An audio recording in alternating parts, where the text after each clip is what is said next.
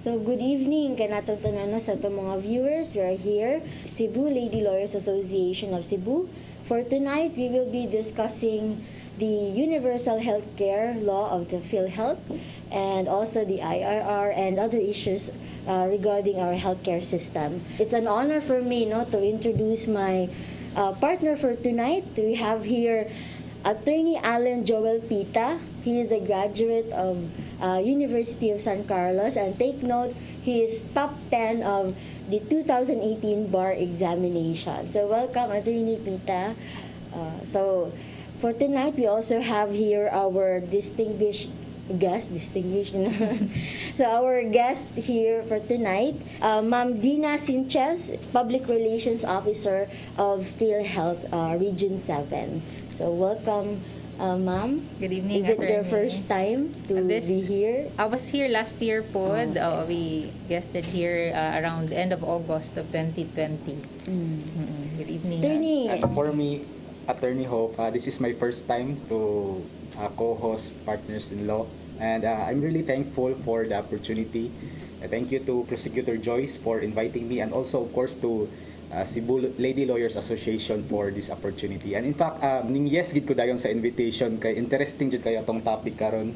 Yes. We will be talking PhilHealth, the new rates of contribution, the new law on universal healthcare, and of course kanang sikat sa balita karon, Attorney Hope, na issue sa PhilHealth. Hope you can give clarification sa naminaw nato karon. yes, that's also very important because we're not only heard or makita sa Cebu City, no? Maabot ta sa Mindanao.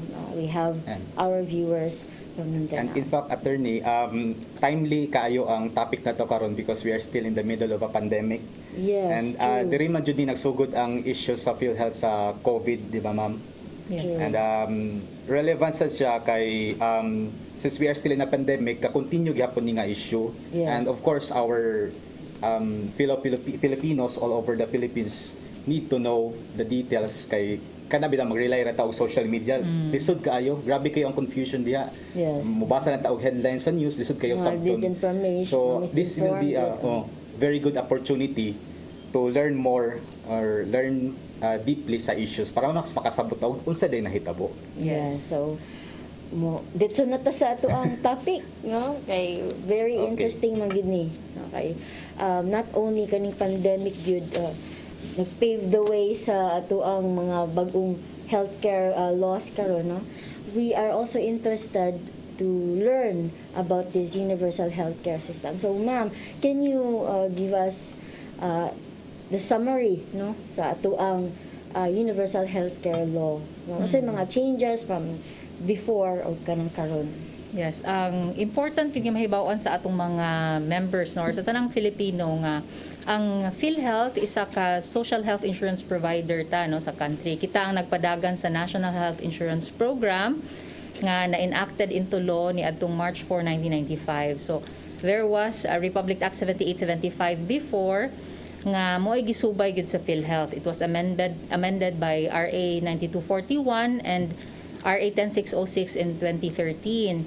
So recently, naana po'y changes, but not only with PhilHealth, but sa tibuok healthcare system nato sa nasod. No? Kaya ang Universal Healthcare Law or the Republic Act 11223, dili siya PhilHealth lang ang iyahang hatagan og role in the reform sa atong healthcare, but ang daghan ni siya mga agencies. Actually, ang lead agency gihapon nato sa healthcare reform sa nasod is ang Department of Health. But PhilHealth, being the social health insurance provider, dinhita sa healthcare financing portion sa healthcare system nato. So diha mo kami in ang PhilHealth gihapon.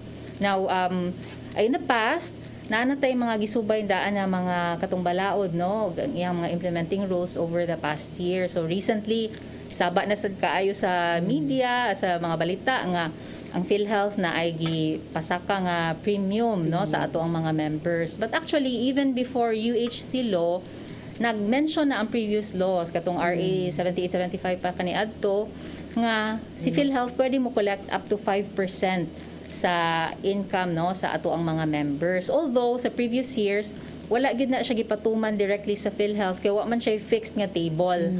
Unlike sa UHC law nga nakabutang gid dito sa Chapter 3 Section 10 no sa mga balaod nga naa siya rates from 2019 up to 2025. Depende po sa income. Oo, depending on the income sa member. So naa na siya amount nga gi-compute, let's say sa 2020 3%, unya supposedly sa 2021 3.5% ang atong kolektahon base sa income sa individual. Ako'y question, ma'am. Yes, attorney. We are talking mas sa kaning Universal Healthcare Act, diba? Bago nga law, 2019, Yes. signed by President Duterte. You also mentioned nga na ito mga previous law ani relating to health insurance sa Philippines.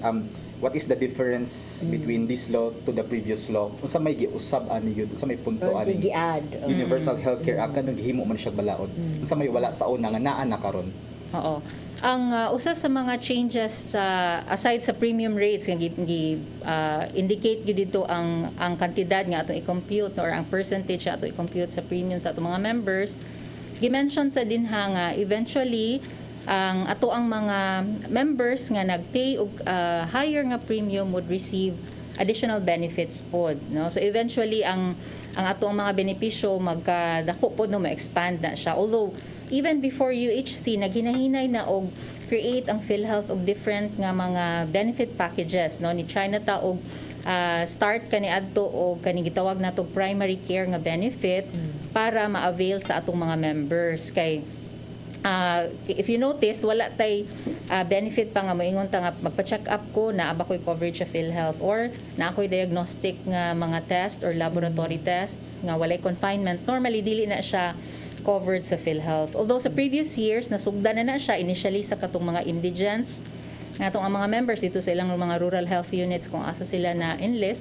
And eventually in 2019 no naana siya gilaunch na siya nga benefit for our senior citizens ug mga employed actually nga members, but gi-hold usa siya kay i-expand pa siya to other members like kaning naa sa informal sector nga mas dako-dako gid actually og scope no kay naaman din ha mga self-employed individuals, mga self-practicing professionals like you, so or ang inyong mga colleagues no in the profession.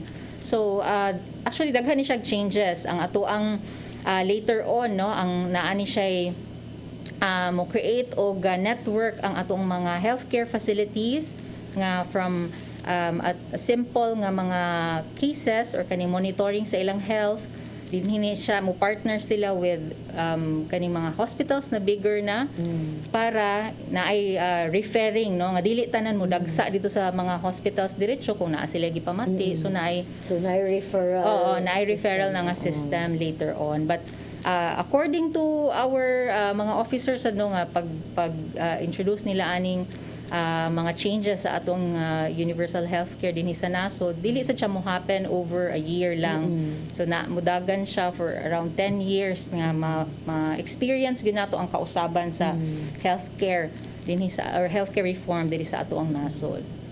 How about the sharing like sa employer o sa employee, wala ba yung usab?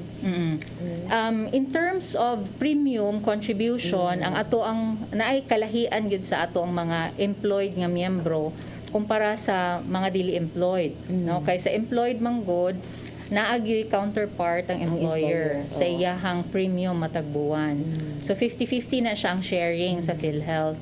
So kung pananglitan, kung atong subayon ang 2020 nga katong computation sa atong premium no which is computed 3% sa ato ang basic monthly income. So kung nag-income ka og katong mga nag-income og 10,000 pesos or below, ang ilahang contribution na ana matag bulan sa PhilHealth is 300 pesos. Pero 150 lang ang ikaltas sa ilang sweldo. Kay ang counterpart sa employer 50%, 50% lang ang sa empleyado. Pero sa employer ang obligado mo remit ana sa And PhilHealth. talking about employer, how about katong mga house helpers? Kaya di ba naapoy, di ba employers are also paying for their premiums? Yes. Based on the kasambahay law, atong mga helpers, atong mga household helpers, even our family drivers, under di sila sa employed nga sector, no? Or formal economy ang gitawag ani kani ato sa PhilHealth, but with UHC gitawag og direct contributors.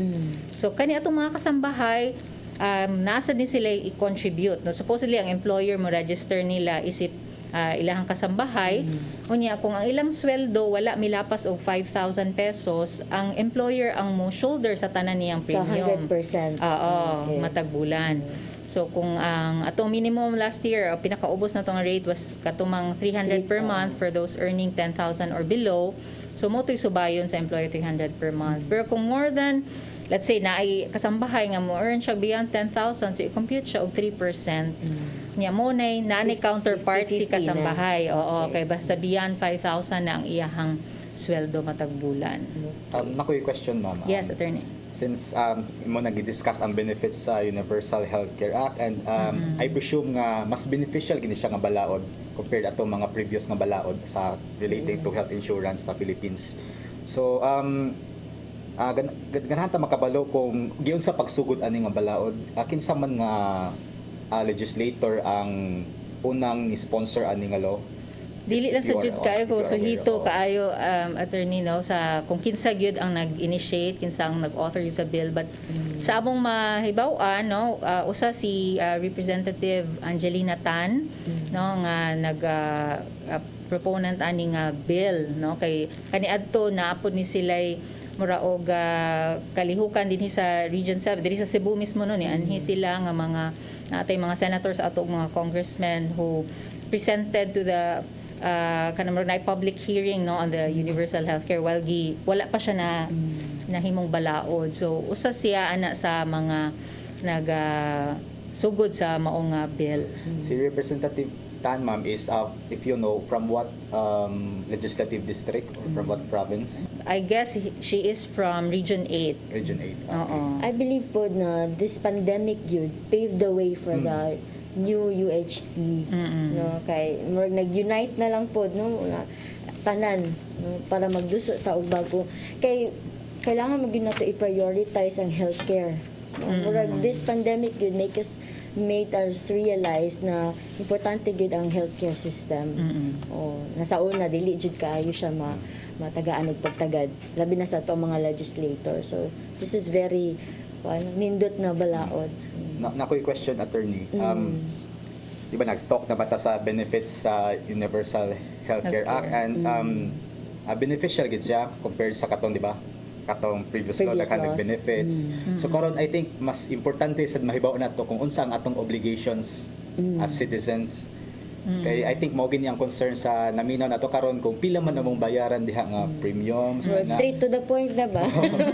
sa usa ko makuha sa benefits. Pila man gyud no? Storya tag ganahan ko figures. makuha sa So. benefits anong PhilHealth, pero pila man akong bayaran, especially karon nga law you mentioned nga mas taas-taas na ang bayaran. Nga ma-afford ba kani sa ato ang naminaw karon sa ato ang mga workers, mga income earners. So can you discuss to us mo kung pila na ang rates karon for 2019, 2020 until 2025?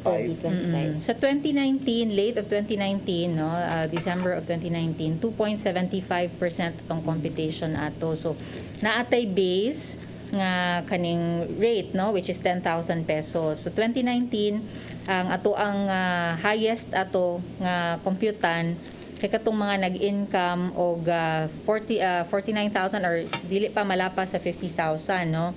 Unya pag 2020, 10,000 pesos gihapon atong base. Unya ang ato ang ceiling was 60,000 pesos. So in between kung pila gid imuhang kita matag bulan mo na siya atong computan og katong premium rate for that particular year. So last year 3% to atong gi-compute no sa binuwan nga For kita 2020. for 2020. Oo, 3%. So 0.03 ang imong i-compute. So pananglitan nag-income ka og let's say 20,000 pesos multiplied by 0.03. So ang imong mabayaran monthly is 600 pesos. Kung self-earning individual ka, then you pay the full amount. Pero kung employed, naa siya share ang employer, na counterpart ang employer. So mo nang half lang sa 600 ilang mabayaran kung 20,000 ilang kita. So kung katong mga tag-as po yun kayong income, mugo na beyond 60,000, dito ra po takutob sa 60,000 atong i-collect. No? So diha ang atong computan pod og katong 3%. Now, for this year, supposedly 3.5% ato ang pag-compute, no? Ang atong base is still 10,000, ang ato ang ceiling is 70,000 pesos. Pero dunay verbal nga kaning instruction ang ato ang president sa Pilipinas, no, nga ni sa PhilHealth nga defer una ang pagpatuman ni ini. So sa karon ang 3% una ang ato ang Okay. i-compute. Okay, so thank you, no. When we come back, we will discuss the IRR, the integration, and also the mandatory registration of all the Filipinos. So, balik ni after sa pipila ka pahinom dun.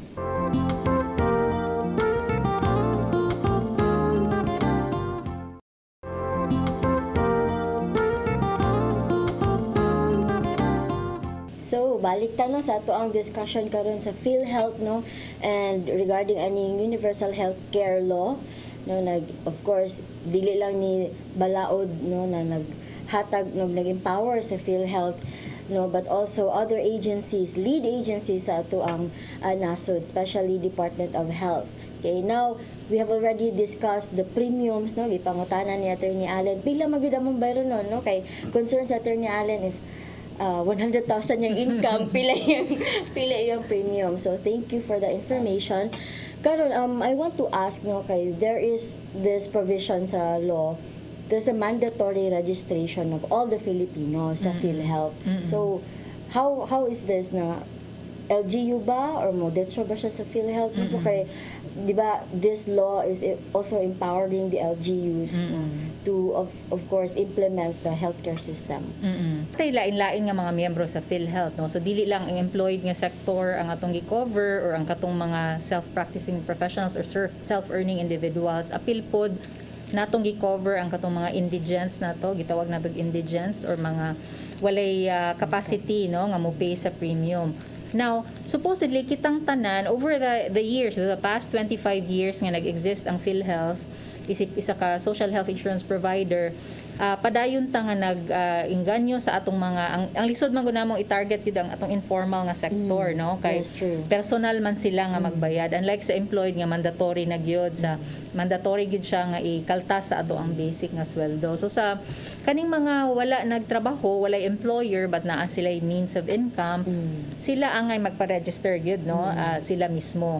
Sa PhilHealth ang kalahian ani sa mga private health insurances, ikaw principal member nga nag-contribute na kay makarga nga mga dependents, but dili ka magdugang o premium para sa imong mga legal dependents. Up to how many dependents na? Wala tay limit as to the number of dependents, pero ang atong mga existing balaod nga gisubay naa siya gi-specify kinsa ato ang makarga as dependent. So kung kung married ta, atong legal spouse who is not a member, atong mga anak bisag 12 atong anak basta wala pa siya mitungtong og 21 anyos, pwede nato nang ma-declare as dependent, no? Basta dili pasad na minyo kay namay uban na minyo at 18 or naanay anak, no? Kung naanay anak, magpamiyembro gid siya kinaugalingon para ang iyang baby makarga niya as dependent.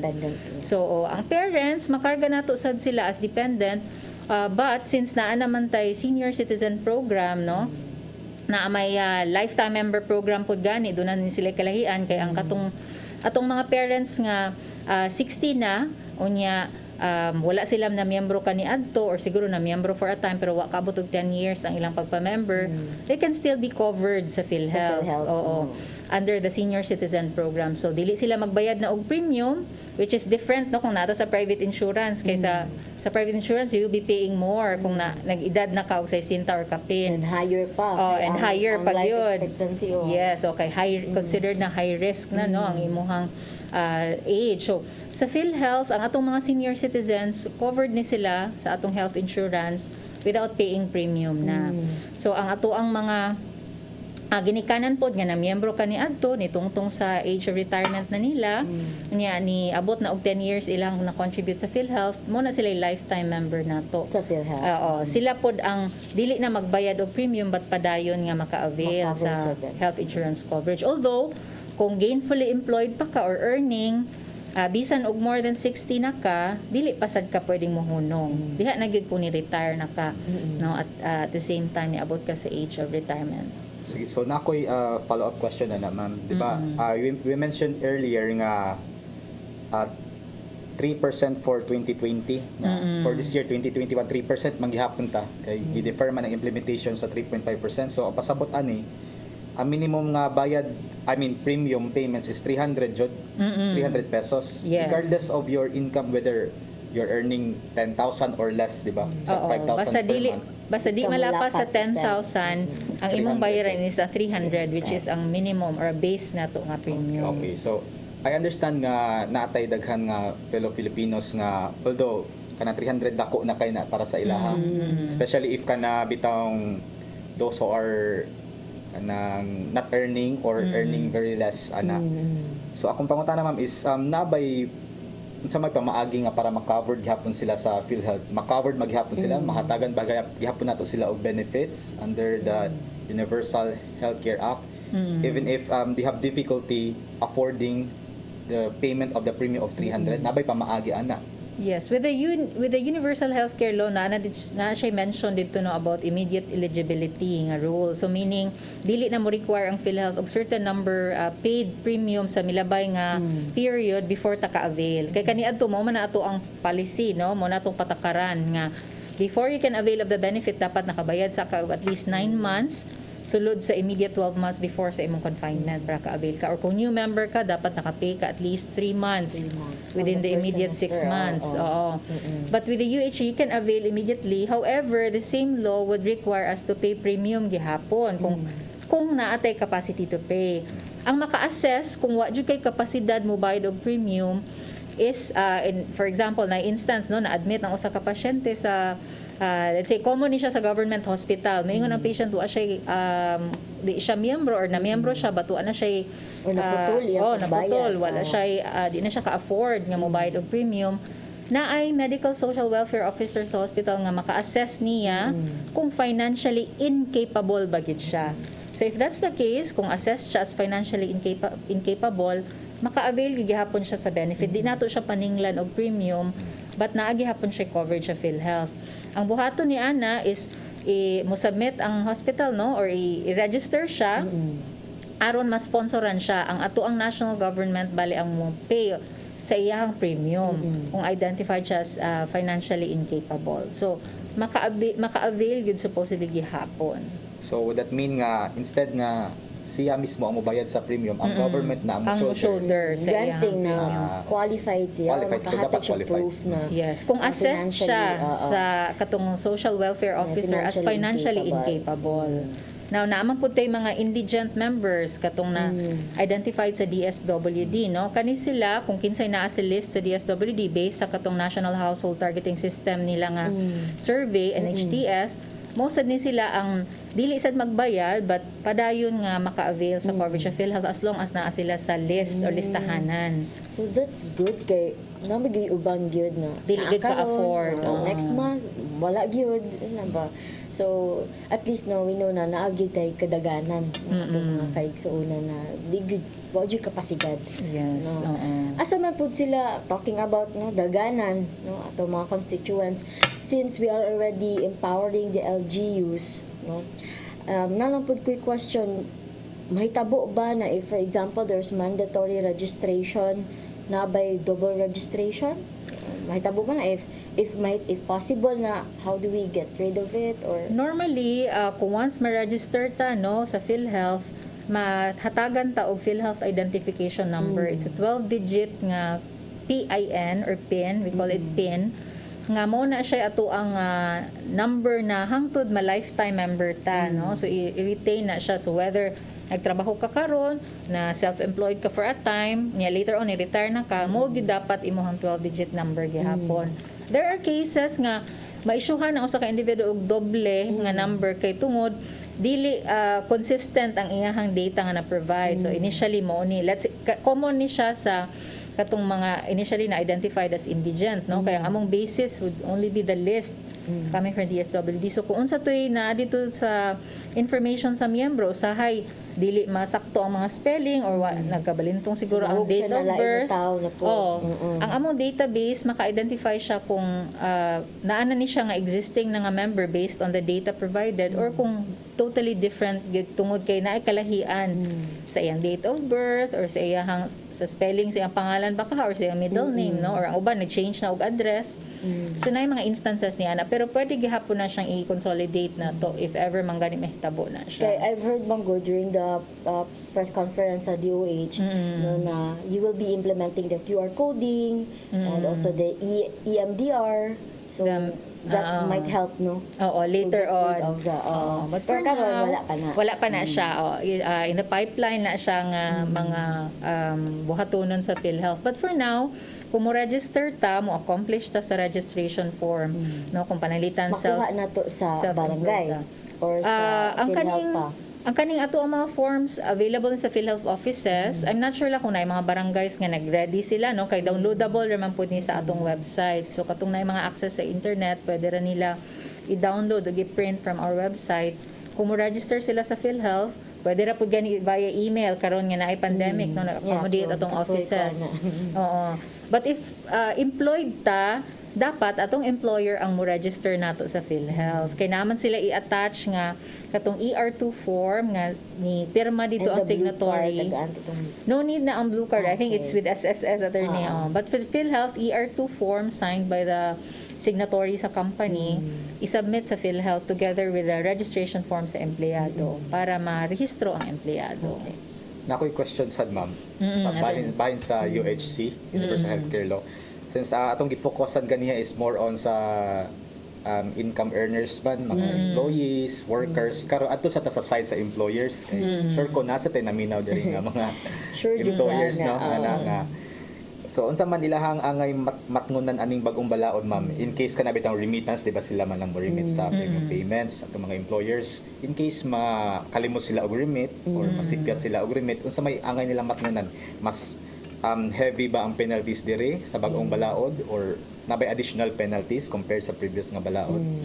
Before UHC, ang ato ang pag-compute no is 2% na siyang penalty for late payments. But with UHC, na siya mention diha nga 3%. No? Pero, ang atong mga employers, especially din sa Region 7, no, regularly nagakonduct ang ato ang collection section ng atong mga local health insurance offices of orientation for our employers. And aware na sila nga ang end sa ilang PhilHealth employer number would be the basis sa pag-remit sa ilang contribution on a monthly basis. So for the month of January 2021, ang ilang deadline ana sa pag-remit mo depend sa ilang PhilHealth employer number. So naiuban nga katong 0 to 4 ang ending sa ilang pen would remit on the 11th to 15th of February mo na ilang deadline. For those employers nga nag-end og 5 to 9 ang ilang employer number, ilang deadline is on the 16th to the 20th sa following month, so by February. Also, with the electronic premium remittance system sa PhilHealth, easier na lang na siya for employers, no, kay mo automatic naman siya dito og indicate sa kung pila ang i-compute, no, sa premium. Easier na lang na siya for our employers basta maka-register sila sa EPRS na atong gitawag. So naapoy mga paagi na, no, nga mo generate na lang sila sa ilahang katong statement of premium account nga mo ilang basis sa pagbayad sa premium. So kung mahanay ra gyud nila prior to the deadline, mas maayo nga ma-settle nila. Oo, na naman. With the electronic premium remittance system, easier na for them to remit their contributions, remit sa ilang mga empleyado. So, ang ilaha lang yun is maninguha nga dili lang ta magpalapas sa deadline para dili ta maigupod sa penalty. How about outpatient benefits, no? Okay na ka sa itong contribution, no? I hope na nakuha na to, no, ang mga changes sa to ang premiums, no, and contribution kay very important, no? Mo gini number one question. Paggawa sa UHO, pila man, mo gini question, pila man ang mong bayron nun karon, no?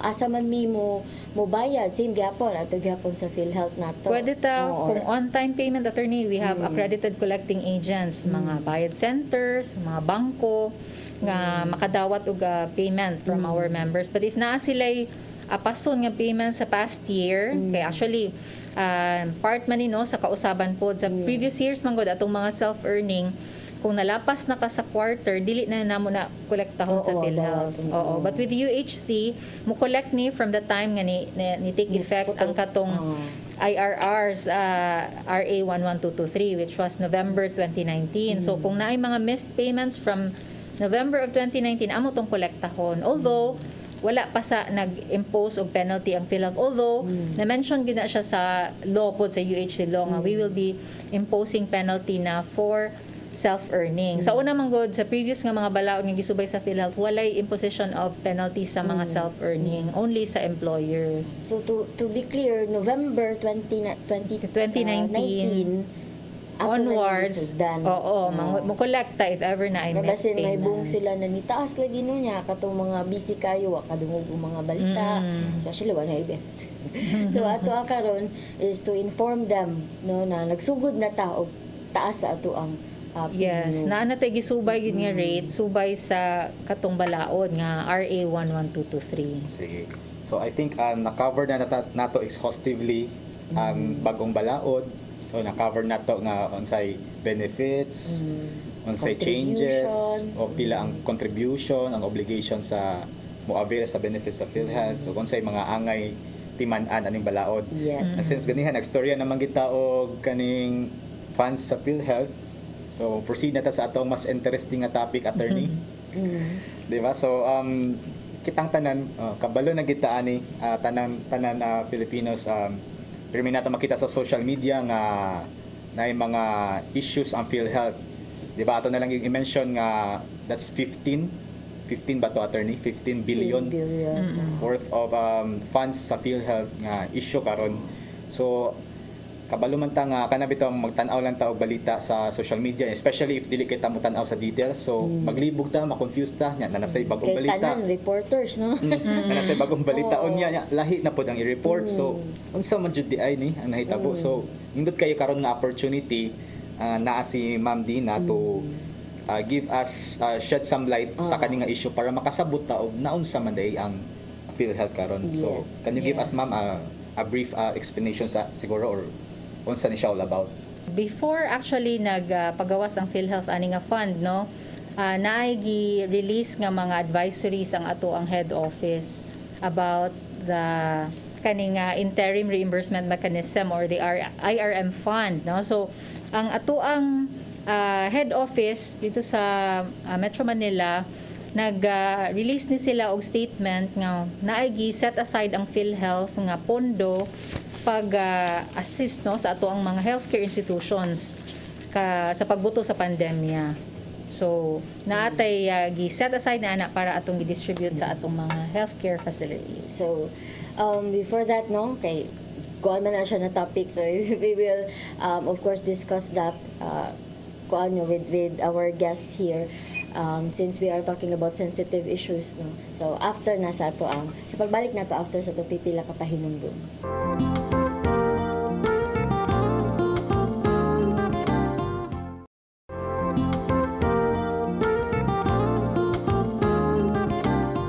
Welcome back to Partners in Law. So ganiha, nag-discuss ta with Ma'am Dina, Public Relations Officer for PhilHealth Regional Office 7. So ma'am, naghisgot ta ganiha sa 15 billion Philippine pesos funds sa PhilHealth. Naunsa man din ni ang kwarta, ma'am? That's a 15 billion 15 worth billion. question. 15 Where is billion, the 15 yes. billion pesos? Where is the 15 billion pesos? Is it missing? Tinuod ba jud kana nga nawala na ang kwarta nga 15 billion? Yes, common kay ni siya sa social media, no, gani daghan kayo mga memes, no, about the missing quote unquote 15 billion nga fund. But actually, ang kaning 15 billion was I think no, this is the mo gipasabot sa atong mga lawmakers katong gi-discuss manguni sa Senado, no, ang katong gi-question nga IRM fund or the interim reimbursement mechanism fund nga gi-release sa PhilHealth ngadto sa atong mga accredited nga healthcare institutions nationwide. So actually kanang 15 billion nga giingon, it's not missing, no, it was distributed sa ato ang mga ospital og nagkalain-lain nga healthcare institution dinhi sa atong nasod, no, pagbuto sa pandemya. So ang amount actually nga na-release, no, ang kinatibuk-an nga amount na release sa PhilHealth was 14.97 billion. So murag round off siya nahimong 15 billion. Nga mo'y always na magbalik-balik sa media, sa social media nga mga alleged, no, nga accusations nga asa ang missing a fund. It's not actually missing, it's with our accredited healthcare distributed. Yes, Oh. and actually, no, most of these have been liquidated na sa atong mga hospitals, no, sa mga accredited healthcare institutions nga naka-receive ni ini sa ilahang from the onset sa pandemya nga na release ngadto nila og na gamit sa atong mga miyembro nga na ospital, no, during the past months. So ako ang klarohon balik, ma'am ha. Ang 15 billion pesos nga pan sa PhilHealth wala na siya Pero nawala. asa na siya karon? Naasa atong mga accredited healthcare institutions. Most of these na-liquidate na nila nga to sa PhilHealth, no? Kay ang una gyud atong angay pasabot mangud sa atong mga miyembro, no, pag buto sa pandemya nag-set aside daan ang PhilHealth og pondo para ato ang mahulog og cash advance dito sa atong mga accredited healthcare institutions aron naa sila magamit to provide healthcare dito sa atong mga patients, atong mga members during the onset sa pandemic. Yan nahibaw ta nga dili lang man ang mga na maigo sa COVID, no, ang atimanunon sa atong mga healthcare institutions, na ay mga cancer patients, na ay mga dialysis patients na kinahanglan sa gyud gihapon og health services, yes, during that time. So ang kanang amount was released to the hospitals based sa ilahang annual na siya, no, nga usual nilang ma-receive from PhilHealth as reimbursement for all the cases nga ilang gi-process. It was computed good for 90 days or 3 months nila nga kaning average nga ma-receive. So ang katong amount was released to them after they filed or they signed a MOA or Memorandum of Agreement with PhilHealth. Oo. Kaya ang paagi man gud sa PhilHealth, no, is i-deduct man gid unta na sa hospital ang case rate or covered amounts sa PhilHealth from the total bill sa atong patient. Na kung na-deduct na siya, normally dili na magpaabot og refund ang member, ang pasyente. But ang hospital mo file siya claim sa iyang gikaltas nga bayro nun sa For pasyente. reimbursement. Yes, kay mo release mi og reimbursement nila. So normally ang reglementary processing time or filing period from the healthcare institution is 60 days.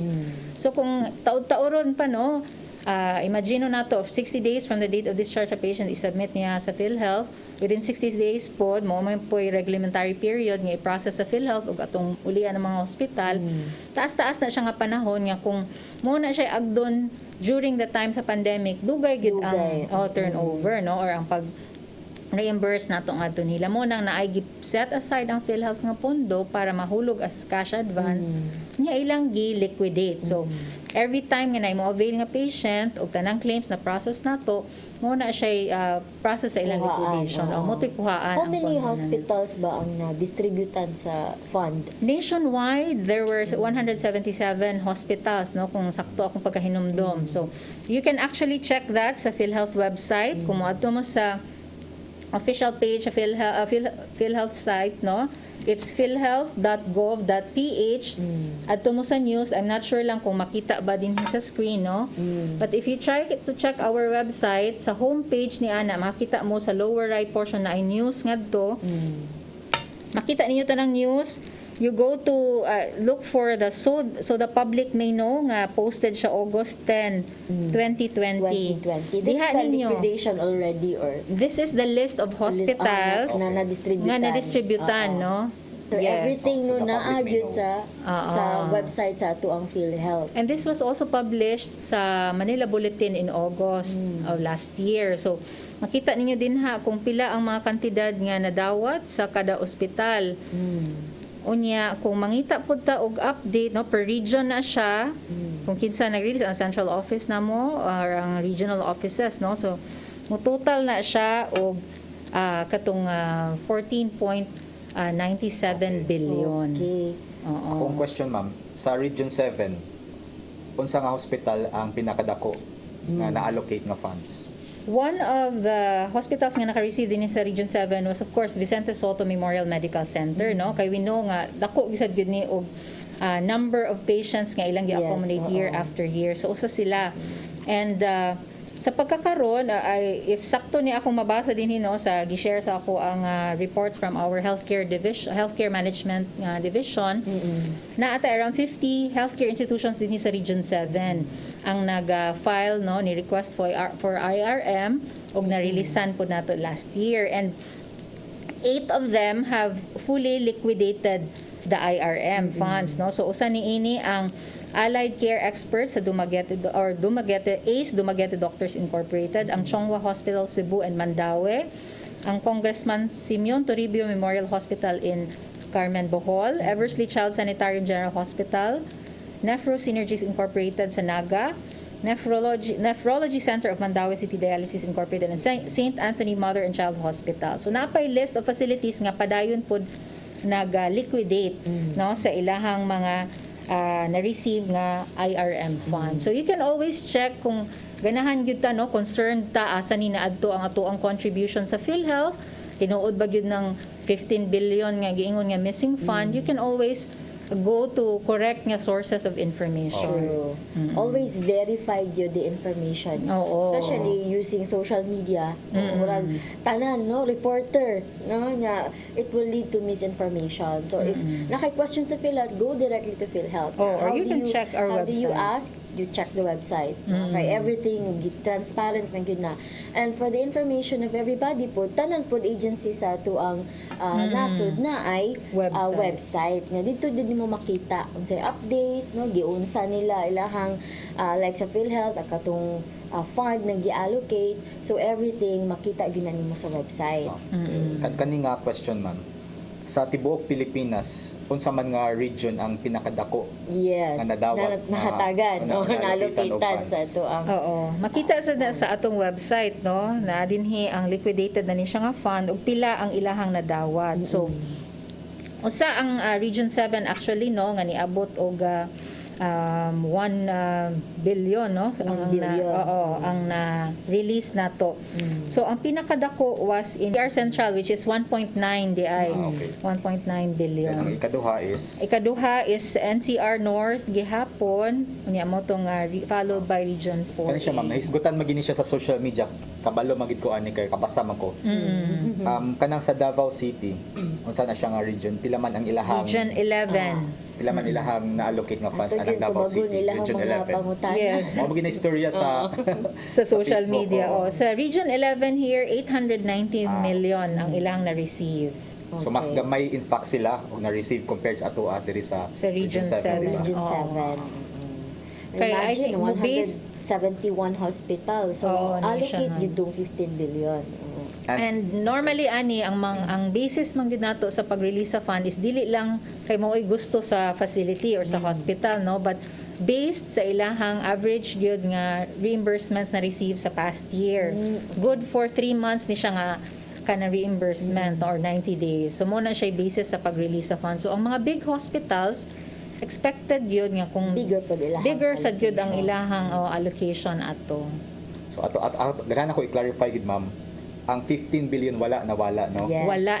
Balikon pa gid, released siya sa mga Accredited, hospitals. and liquidated. Was this liquidated? And being liquidated sa atong mga accredited healthcare institutions nga nakadawat ni ini. So kung ato ang klarohon, makasalig pa ba ang nga naminaw nato karon sa PhilHealth? Yes, no. Ang PhilHealth naningkamot gud ni, especially ang atong mga workforce sa kada region dinhi sa tibuok nasod, nga matarong nato og handle ang inyong health insurance nga contribution, at the same time maka-avail ta sa benepisyo sa panahon nga kita or ato ang mga dependent na ospital. So, we have here a message or question from our viewer. Are you ready? Are you ready for this? May caller di ay. So we will of course entertain the question. Okay, they are watching, so they want to know, they want to be informed. This is also nationwide po niya siya na issue. Now, the President Rodrigo Duterte daw orders, or there's an instruction from the President to defer the implementation of this new law, the Universal Health Care law. Now, since you have already mentioned a while ago that we are already implementing the universal healthcare, what is the position daw of PhilHealth? Would you follow the President's instruction or would you implement the law?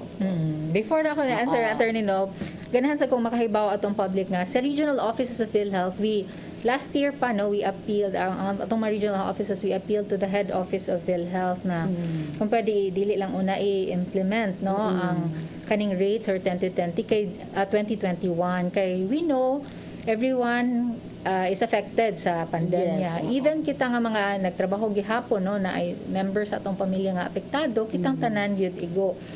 So there was an appeal, but ang atong board of directors sa PhilHealth really kanang stood, no, nga we will follow the law. Follow the law. But since the president of the country ordered, no, on national nga media nga dili una ipatuman, so ang president and CEO pud sa PhilHealth ni pagawas og official statement ni adtong January 5, no. It was posted sa official Facebook page atong head office nga dili lang una ipatuman ang katong 3.5 for this year Na premium. Oo, so ang katong subayo nato ang 3% nga computation sa tuig 2020. 2020. So, klaro yun na how this question is being asked by our viewer, not to para mahatsit ka na, but because padung na magud sila mamayad. Okay, it's January na, so start na sa first quarter, bayad na sila, so naglibog sila, asa man akong bayaran, katong bag-o ba na rate or katong daan na rate because naalagi instruction from the president. So it's very clear, no, that the president and the CEO of PhilHealth issued statement na katulong sa 3% ato ang i-follow for now. I believe sakto ra pod, no, not to violate the law but to give chance, no, sa uban na recover financially. But sa ako asad nga side attorney, although mo agree man ko ana nga although na balaod, but posible man nga i-adjust ang balaod in order to address the needs sa country nato. Mao bitaw na ibalaod.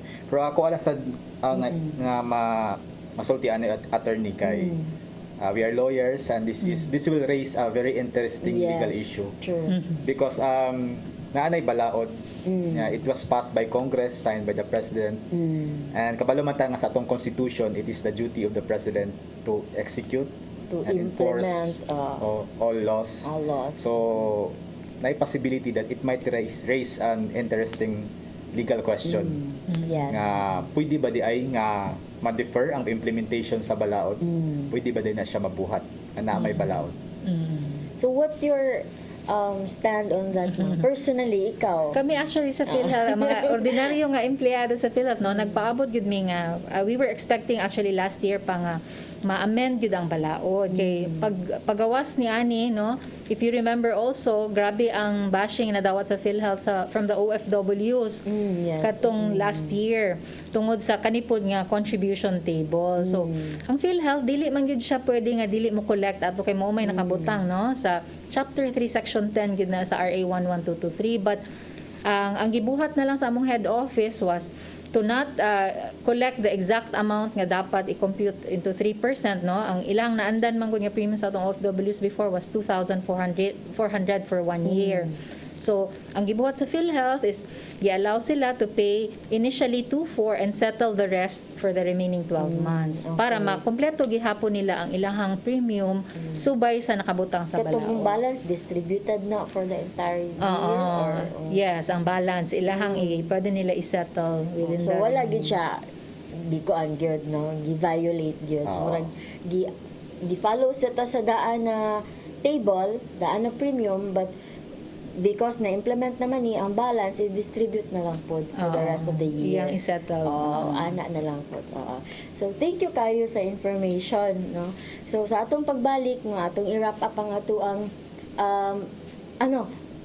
ato last naman din nato na ko so ato na na-discuss na attorney, no? Mga issues, questions, napakay last question in mind, violent so far, wala na, reaction.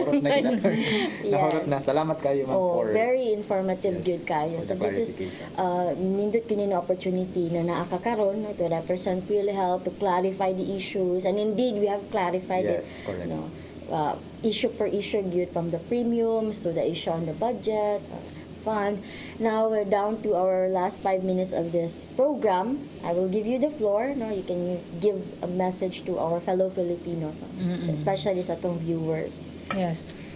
First, grateful kaayo ang PhilHealth Region 7 no, for the opportunity nga gihatag sa Celia nga makapahibaw ta sa atong mga members sa unsa gyoy kamatuoran no, unsay tinuod aning 15 billion nga issue nga nang gawas, and also with our premium rates no nga gisubay ra pod sa PhilHealth based sa existing nga balaod sa atong nasod. So sa atong mga members, kung naatay buot i-clarify no, dili ta mudagan sa social media or unsay dili reliable nga sources actually no, kay pwede ra mo guna i-quote lang din ha sa atong social media, or kana like na-mention ni attorney ganina nga dili ta mo basa sa whole story, headline lang, so di nato makuha ang sakto nga information. But sa PhilHealth, available ang atong website no, if you really want to know the whole information, ang truth gyud, you can always visit our website kay naa dito ang mga information. Dili sa ta maminaw lang sa silingan or sa someone else. If natay gusto i-clarify, our offices are open no sa inyong mga concerns. Our central office, although bombarded na sila og mga negative kaayo, mga backlash no, ato ang PhilHealth head office, Philippine Health Insurance Corporation na ni sila official website. Ang atong mga regional offices pod nationwide na po Facebook page no. So dinhi sa Region 7, you can visit PhilHealth Region 7, Roman numeral na siya nga 7, for additional info or mga updates about PhilHealth. For concerns, ma'am, kay since di naman gud manggawas sa mga taong uban no, hadlok na. Do we have email address na sila Mapadadaan. Yes, pwede silang mo email sa ato ang regional nga page no, mo provide ta din ha, depende sa ilang location kay we have diri sa Region 7 we have offices in Negros Oriental, we have in Bais, Dumaguete, we also have office in Siquijor. Sa Bohol, we have office in Tagbilaran and Talibon. Dinhi sa Cebu, naata sa Cebu City, Mandaue City, Carcar ug Danao City. So, kung unsay pabor ninyong area, you can visit our page, our Facebook page. Kanya isulti ninyo sa inyong concern ug asa mo duol no nga office para among ma-provide ang email address sa atong office kung asa mo transact. No, kay pwede ra gyud kung naatay ipa-change sa ato ang member data, pwede ra siya via email. Dinhi sa Region 7 mo na siya ato ang gi-practice. Oo. And I think ang ato mga regional offices po sa Mindanao no, naasa na sila ipaagi through Dropbox sa ilang mga offices no. Or maybe ang uban po nagamit sa dog email para maka-transact atong mga members na di na sila mogawas sa ilang panimalay. Thank you kayo, ma'am, ha? Thank you, And thank you also, Attorney Pita. How is it? Dindot kayo atong discussion, no? Kulang ra gyud ang ato ang time, no? Pwede pa lang ang tibok hapon, no? Ta mag-discuss din hi. So, any message po? Na-appreciate gid nako ang karon nga discussion, attorney, kay na-clarify ni Ma'am Dina ang especially katong issue sa PhilHealth funds. Nga dako man gid kay na siya nga kwarta.